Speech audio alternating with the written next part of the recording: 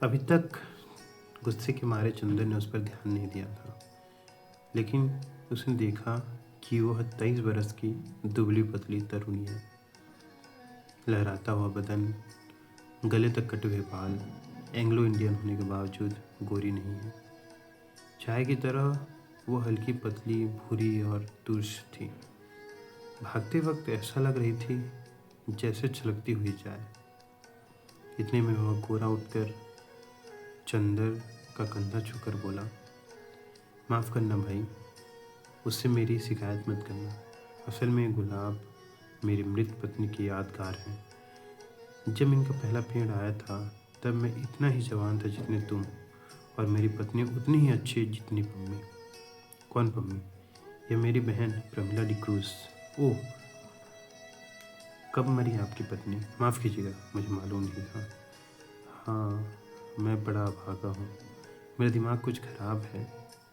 देखिए, कहकर उसने झुककर अपनी खोपड़ी चंदर के सामने कर दी और बहुत गिड़गिड़ा कर बोला, पता नहीं कौन मेरे फूल चुरा ले जाता है।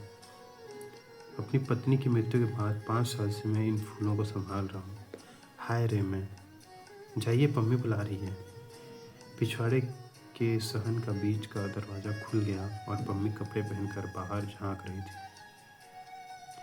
चंदर आगे बढ़ा और गोरा मुड़कर अपने गुलाब और चमेली की झाड़ियों में खो गया।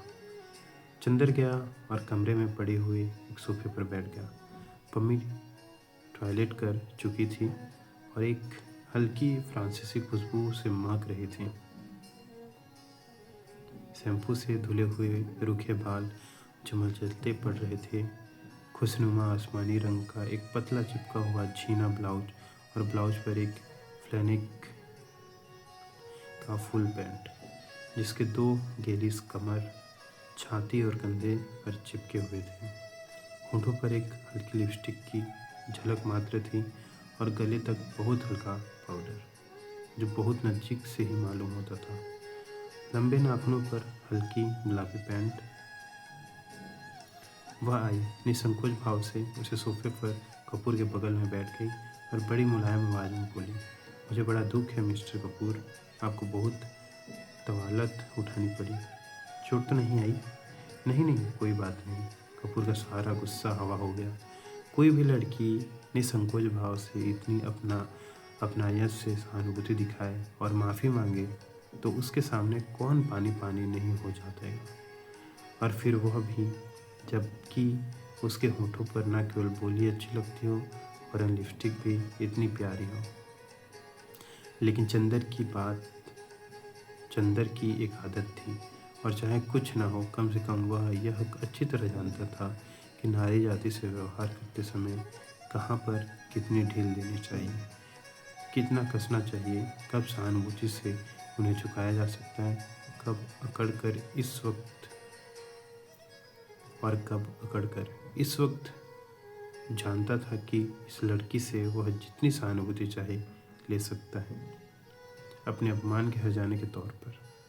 इसलिए कपूर साहब बोले, लेकिन मिस डिक्रूज, आपके भाई बीमार होने के बावजूद बहुत मजबूत हैं। उफ, गर्दन पर जैसे अभी तक जलन हो रही है। ओह सचमुच, मैं बहुत शर्मिंदा हूँ देखूँ। और कॉलर हटाकर उसने गर्दन पर अपनी बर्फीली अंगुलियाँ रख दी। लाइए लोशन मल दूँ मैं? धन्यवाद धन्यवाद, इतना कष्ट ना कीजिए, आपकी अंगुलियाँ गंदे हो जाएंगी, कपूर ने बड़ी शालीनता से कहा। पम्मी के होठों पर एक हल्की सी मुस्कुराहट, आंखों में हल्की सी लाज और वक्ष में एक हल्का सा कंपन दौड़ गया। यह वाक्य कपूर ने चाहे शरारत में ही कहा हो, लेकिन कहा इतने शांत और सहंत स्वरों में कि पम्मी कुछ प्रतिवाद भी ना कर सकी। और फिर 6 बरस से 60 बरस तक की कौन ऐसी स्त्री है जो अपने रूप की प्रशंसा पर बेहोश न हो जाए। अच्छा लाइए, वह स्पीच कहाँ है जो मुझे टाइप करनी है? उसने विषय बदलते हुए कहा। यह लीजिए, कपूर ने दे दी। यह तो मुश्किल से 3-4 घंटे काम है। और पम्मी स्पीच को उलट पुलट देखने लगी। माफ़ कीजिएगा अगर मैं कुछ व्यक्तिगत सवाल पूछूं। क्या आप टाइपिस्ट हैं? कपूर ने बहुत शिष्टता से पूछा। जी नहीं, पम्मी ने उन्हीं कागजों पर नज़र गड़ाते हुए कहा। मैंने कभी टाइपिंग और शॉर्ट हैंड सीखी थी और तब मैं सीनियर कैम्ब्रिज पास करके यूनिवर्सिटी गई थी। यूनिवर्सिटी मुझे छोड़नी पड़ी क्योंकि मैंने अपनी शादी कर ली। अच्छा, आपके पति कहाँ हैं? रावलपिंडी में, आर्मी में। लेकिन फिर आप डिक्रूज क्यों लिखते हैं? और फिर मिस? क्योंकि हम लोग अलग हो गए हैं। और स्पीच के कागज़ को फिर तह करती हुई बोली, मिस्टर कपूर, आप विवाहित हैं? जी हाँ। और विवाह करने का इरादा तो नहीं रखते? नहीं। बहुत अच्छी। तब तो हम लोगों में नींव जाएगी। मैं शादी से बहुत नफरत करती हूँ। शादी अपने को दिया जाने वाला सबसे बड़ा धोखा है। देखिए, ये मेरे भाई हैं ना, कैसे पीले और बीमार से हैं। ये पहले बड़े तंदुरुस्त और टेनिस के प्रांत के अच्छे खिलाड़ियों में से थे। एक बिशप की दुबली पतली भावुक लड़की से इन्होंने शादी कर ली और बेहद प्यार करते थे। सुबह, शाम, दोपहर, रात कभी उसे अलग नहीं होने देते थे। हनीमून के लिए उसे लेकर सिलोन गए थे। वह लड़की बहुत कलाप्रिय थी, बहुत अच्छा नाचती थी, बहुत अच्छा गाती थी और खुद गीत लिखती थी। यह गुलाब का बाग उसी ने बनवाया था और इन्हीं के बीच में दोनों बैठकर घंटों गुजार देते थे। कुछ दिनों बाद दोनों में झगड़ा हुआ। क्लब में बॉल डांस था और उस दिन वह लड़की बहुत अच्छी लग रही थी, बहुत अच्छी। डांस के वक्त इनका ध्यान डांस की तरफ कम, अपनी पत्नी की तरफ ज़्यादा था। इन्होंने आवेश में उसकी अंगुलियां जोर से दबा दी। वह चीख पड़ी और सभी इन लोगों की ओर देखकर हंस पड़े। वह घर आई और बहुत बिगड़ी। बोली, आप नाच रहे थे या टेनिस का मैच खेल रहे थे? मेरा हाथ था या टेनिस का रैकेट? इस बात पर बट्टी भी बिगड़ गया और उस दिन से जो इन दोनों में खटकी तो फिर कभी न बनी। धीरे धीरे वह लड़की एक सर्जेंट को प्यार करने लगी। बट्टी को इतना सदमा हुआ कि वह बीमार पड़ गया, लेकिन बट्टी ने तलाक नहीं दिया, उस लड़की से कुछ कहा भी नहीं और उस लड़की ने सर्जेंट से प्यार जारी रखा। लेकिन बीमारी में बट्टी की बहुत सेवा की। बट्टी अच्छा हो गया। उसके बाद उसको एक बच्ची हुई और उसी में वह मर गई। हालांकि हम लोग सब जानते हैं कि वह बच्चा उसी सर्जेंट की थी, लेकिन बट्टी को यकीन नहीं होता था कि वह सर्जेंट को प्यार करती थी। वह कहता है, यह दूसरे को प्यार करती होती तो मेरी इतनी सेवा कैसे कर सकती थी भला। उस बच्ची का नाम बट्टी ने रोज़ रखा और उसे लेकर दिन भर इन्हीं गुलाब के पेड़ों के बीच में बैठा करता था, जैसे अपनी पत्नी को लेकर बैठता था। 2 साल बाद बच्ची को सांप ने काट लिया, वह मर गई और तब से बट्टी का दिमाग ठीक नहीं रहता। खैर, जाने दीजिए, आइए अपना काम शुरू करें। चलिए अंदर की स्टडी रूम में चलें। चलिए, चंदर बोला और पम्मी के पीछे पीछे चल दिया। मकान बहुत बड़ा था और पुराने अंग्रेज़ों के ढंग पर सजा हुआ था। बाहर से जितना पुराना और गंदा नज़र आता था, अंदर से उतना ही आलीशान और सुथरा। ईस्ट इंडिया कंपनी के ज़माने की छाप थी अंदर। यहाँ तक कि बिजली लगने के बावजूद अंदर पुराने बड़े बड़े हाथ से खींचे जाने वाले पंखे लगे थे। 2 कमरों को पार कर वे लोग स्टडी रूम में पहुँचे। बड़ा सा कमरा जिसमें चारों तरफ अलमारियों में किताबें सजी हुई थी। 4 कोने में 4 मेज़ें लगी हुई थी, जिनमें कुछ बस्ट और कुछ तस्वीरें स्टैंड के सहारे रखी हुई थी। एक अलमारी में नीचे खाने के टाइपराइटर रखा था। पम्मी ने बिजली जला दी और टाइपराइटर खोलकर साफ करने लगी। चंदर घूमकर किताबें देखने लगा। कोने में कुछ मराठी की किताबें रखी थीं। उसे बड़ा ताज्जुब हुआ। अच्छा पम्मी, ओह माफ़ कीजिएगा मिस्टर क्रूज। नहीं, आप मुझे पम्मी को पुकार सकते हैं, मुझे यही नाम अच्छा लगता है। हाँ, क्या पूछ रहे थे आप? क्या आप मराठी भी जानती हैं? नहीं, मैं तो नहीं, मेरी नानी जी जानती थी। क्या आपको डॉक्टर शुक्ला ने हम लोगों के बारे में कुछ नहीं बताया? नहीं, कपूर ने कहा। अच्छा, ताज्जुब है, पम्मी बोली। आपने ट्रेनाली डिक्रूज़ का नाम सुना है ना? हाँ हाँ, डिक्रूज़ जिन्होंने कौशाम्बी की खुदाई करवाई थी। वह तो बहुत बड़े पुरातत्ववेत्ता थे, कपूर ने कहा। हाँ वही, वह मेरे सगे नाना थे और वह अंग्रेज नहीं थे, मराठा थे और उन्होंने मेरी नानी से शादी की थी, जो एक कश्मीरी ईसाई महिला थी। उनके कारण भारत में उन्हें ईसाइयत अपनानी पड़ी।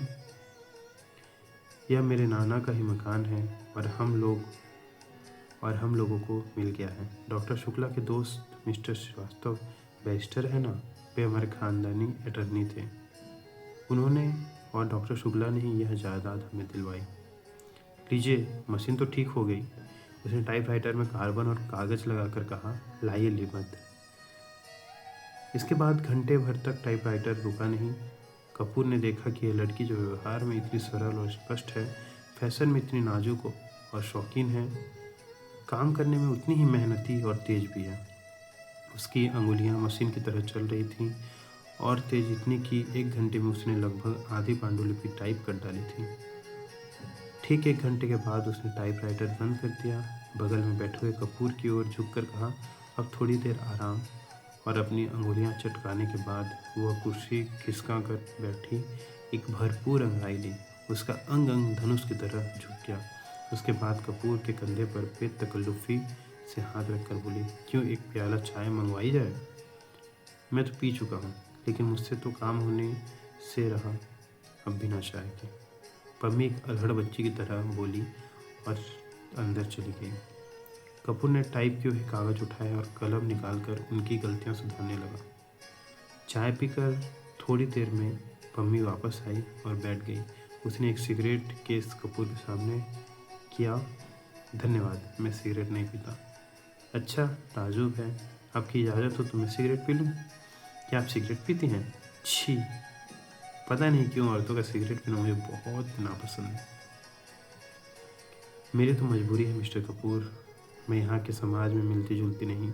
अपने विवाह और तलाक के बाद मुझे एंग्लो इंडियन समाज से नफरत हो गई है। मैं अपने दिल से हिंदुस्तानी हूँ, लेकिन हिंदुस्तानियों से घुलना मिलना हमारे लिए संभव नहीं है। घर में अकेले रहती हूँ। सिगरेट और चाय से तबीयत बदल जाती है। किताबें का मुझे शौक़ नहीं। तलाक के बाद आपने पढ़ाई जारी क्यों नहीं रखी? कपूर ने पूछा। मैंने कहा ना कि किताबों का मुझे शौक़ नहीं बिल्कुल, पम्मी बोली। और मैं अपने को आदमियों में घुलने मिलने के लायक नहीं पाती। तलाक के बाद साल भर तक मैं अपने घर में बंद रही। मैं और बट्टी, सिर्फ बट्टी से बात करने का मौका मिला।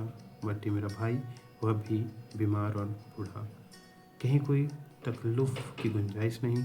अब मैं हर एक से बेतकल्लुफ़ से बात करती हूँ तो कुछ लोग मुझ पर हंसते हैं, कुछ लोग मुझे सभ्य समाज के लायक नहीं समझते, कुछ लोग उसका गलत मतलब निकालते हैं। इसलिए मैंने अपने को अपने बंगले में ही कैद कर लिया। अब आप ही हैं। आज आप पहली बार मैंने देखा आपको। मैं समझी ही नहीं कि आपसे कितना दुराव रखना चाहिए। अगर आप भले मानस ना होते तो आप इसका गलत मतलब निकाल सकते हैं।